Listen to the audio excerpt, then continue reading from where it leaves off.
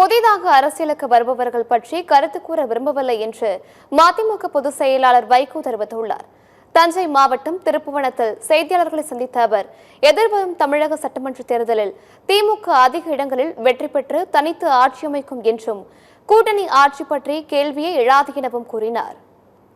தனிப்பெரும்பான்மை பெற்று எதிர்வரும் சட்டமன்ற தேர்தலில் அதன் தலைமையிலான கூட்டணி மகத்தான வெற்றி பெற்று தனிப்பெரும்பான்மை திமுக கழகத்துக்கு அமைந்து விடுவதால் கூட்டணி ஆட்சி என்ற பேச்சுக்கே அங்கே இடம் கிடையாது.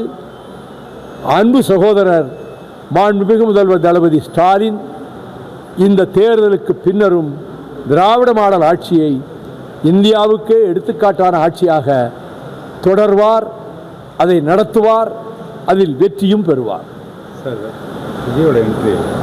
I don't want to make any comment about the new entrants. அரசியலுக்கு புதிதாக வந்தவர்களை பற்றி நான் எந்த கருத்தும் சொல்ல விரும்பவில்லை.